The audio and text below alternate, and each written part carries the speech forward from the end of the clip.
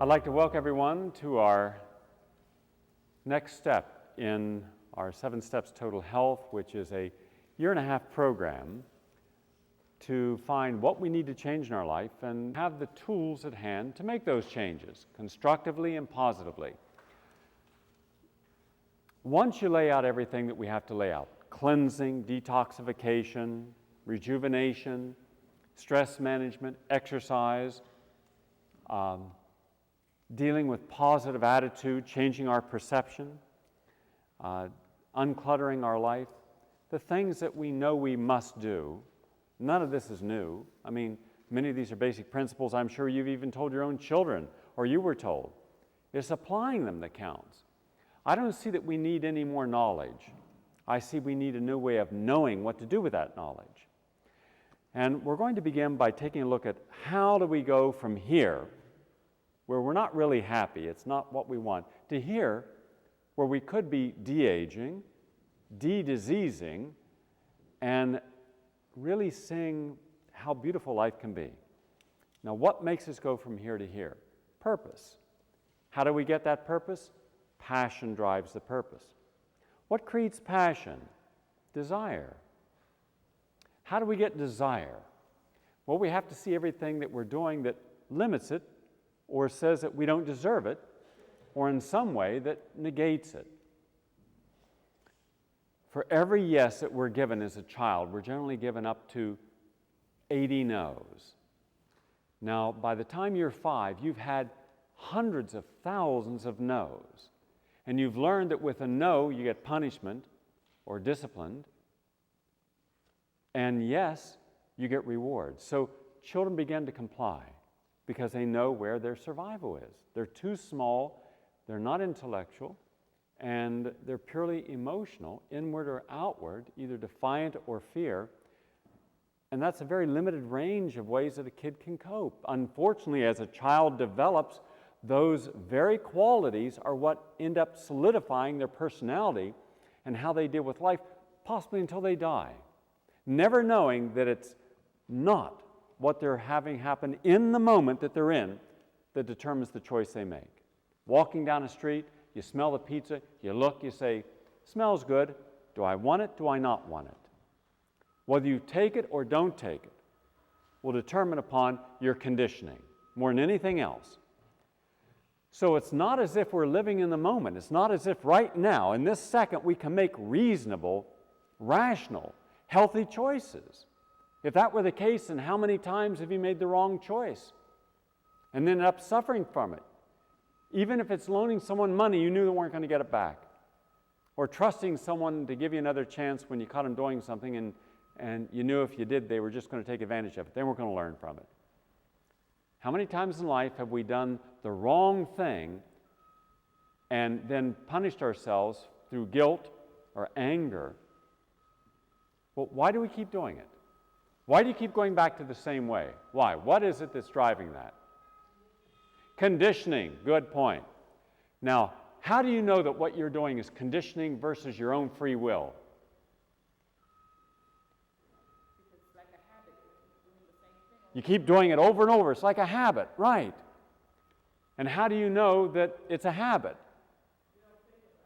You don't think about it, you just do it. So what you've got to do, you've got to stop for a moment and take a look at what you're doing and say, do I keep doing this over and over again?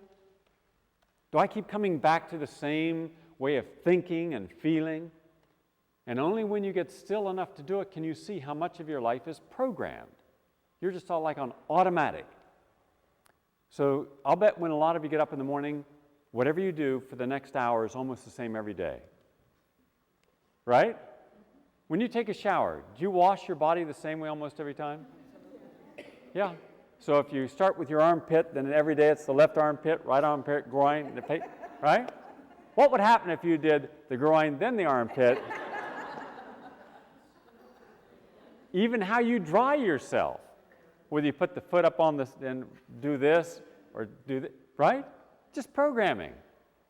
Even what you do when you go to eat, how you eat. Do you watch television and eat? Do you stand up at a counter and eat? Do you sit down at a table and eat? Do you eat quickly, even when you're not rushed, as if you were rushed? you ever watch people, there's no reason to rush through a meal, and yet they rush through a meal and then kind of sit there while you finish?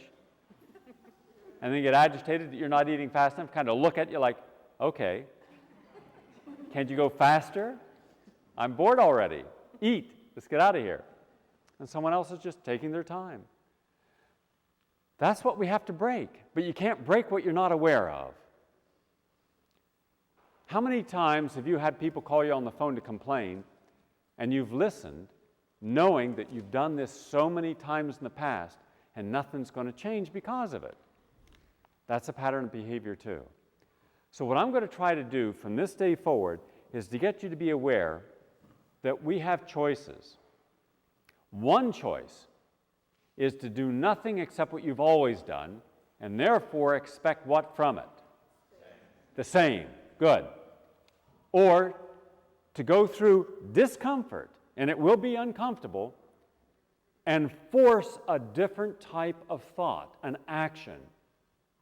In which case, you have another possibility has now come, which is change.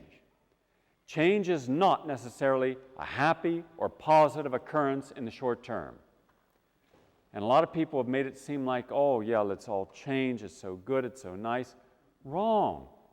Change almost never works initially. I mean, change feels uncomfortable. And not only does it feel uncomfortable, it can upset relationships. It can upset routines. It can upset biological rhythms. You know, if you're used to eating and then trying to go to bed, or eating while you're in bed watching television, and then you lay there for an hour, and now you don't eat for, and you go to bed only when you're tired, you might go to bed at 2 hours earlier, 2 hours later. And so things are going to change. Even the idea of letting your hair grow if you've always kept it short. Cutting it short if you've always had it long. Cutting your beard off, growing a beard. Just changing.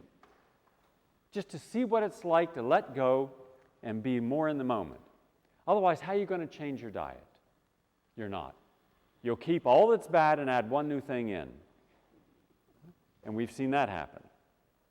So what we want to do, we want to change everything in our life and see what works that we can really honor, that's honoring us. The whole idea of disease is disease exists because there is conflict. Conflict occurs when there is imbalance. Therefore, in order to help prevent disease, you have to prevent conflict, and that means you have to have balance. So what in your life creates imbalance? That's a question, that's homework. Make it, write it, that's very important. That's your first homework assignment for today. What creates imbalance? Now, it may be cellular imbalance, psychological imbalance, emotional imbalance. It may be environmental imbalance. What creates imbalances in your relationships? What creates an imbalance in your work environment? What creates an imbalance in your family dynamics? What creates imbalance in your economic reality? In other words, are you spending far less than what you make? Are you spending as much as you make? Are you spending more than you make? Is your debt here and your asset equity here? A lot of people are stressed simply because of their cash flow. Now, let me ask you, would you feel different if you had a lot more savings and a lot less debt? Right? What would be different? You'd feel more secure. Okay? Now, the things that you bought that you ended up creating insecurity, any of you have financial insecurity in here? All right? All right, we'll start with you. When you created financial insecurity, did you think at the moment that you were doing that you were going to feel insecure for what you were buying? You thought you could handle it. But then at some point, the perfection of our thoughts gave way to the reality of the consequences of our actions. Then the first idea was the fear of losing what you had accumulated. So then it was a separation anxiety, separating you from what you own, right? Absolutely. All right, so that separation anxiety then created what in your mind? Depression, Stress, Stress and depression. What else? imbalance. Imbalance. I could make a very long list. And then what did that create? Unhealth, unhealth. So you started to sublimate. Since you couldn't make up your mind, did you want to give up voluntarily the thing that was causing you the stress? So part of it was the ego needing to hold on to something, because part of your identity came from what you purchased, right? Sure. Because you were thinking you'd feel better about yourself, maybe others would feel better about you if you could show that what you owned, you deserved.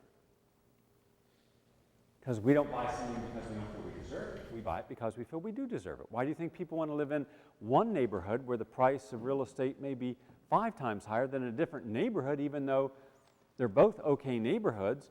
It's perception of value, right? The perception of value on Fifth Avenue is different than on West End Avenue. Now, what's the difference between Fifth Avenue and West End Avenue? There's no difference. No difference, right? Apartment on Fifth Avenue and apartment on West End Avenue are identical.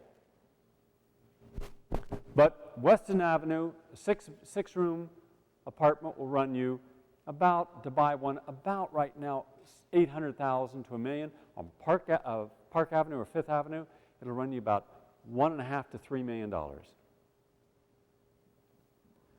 Both nice neighborhoods, but what a difference in price. Perception. Perception. Joining one tennis club versus a different, one gym versus a different gym. They both got exercise equipment.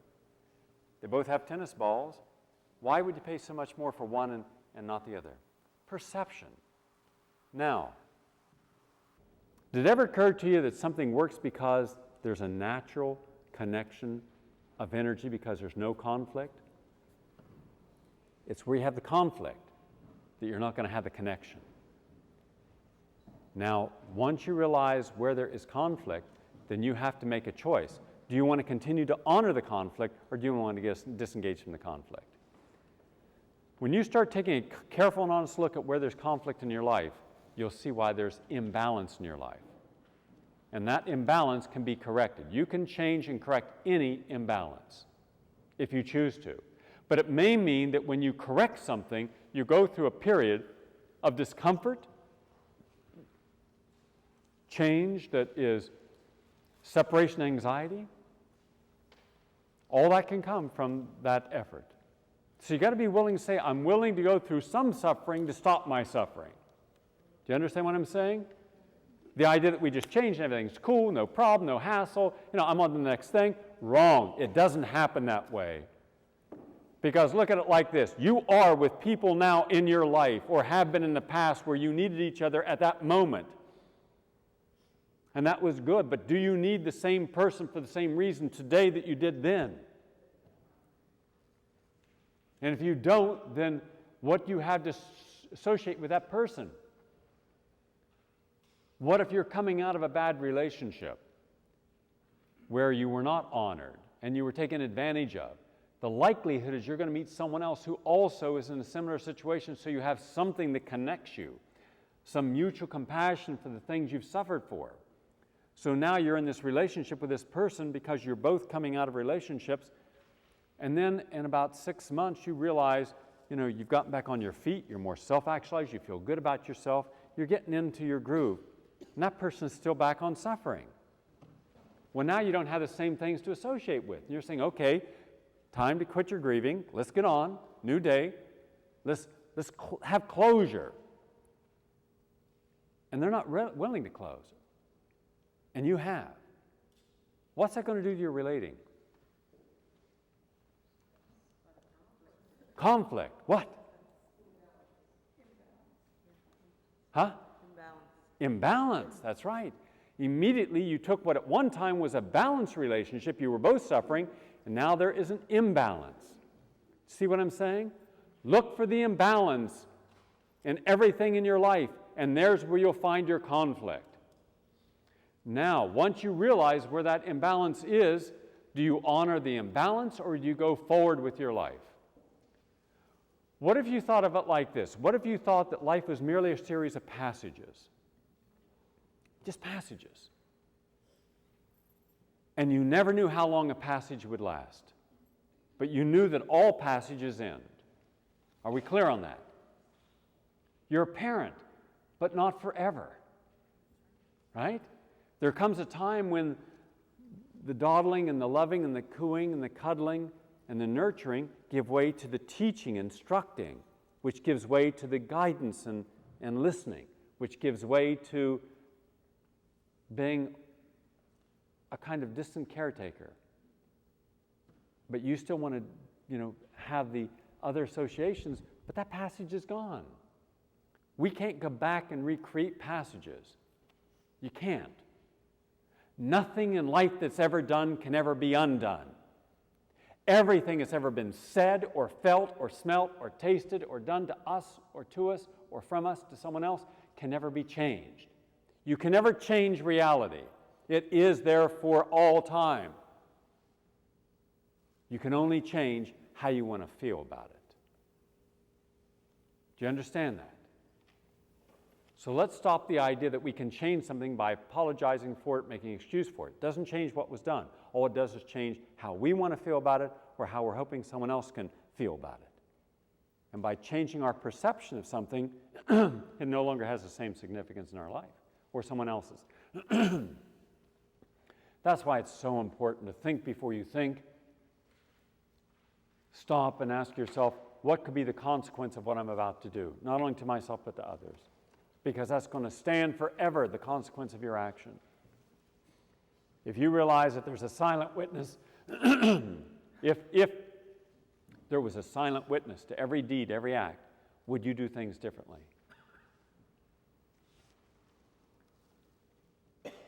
And so you should never do something that you're not willing to take full responsibility for. And then it suddenly changes how you think about things. So that's what we want to do.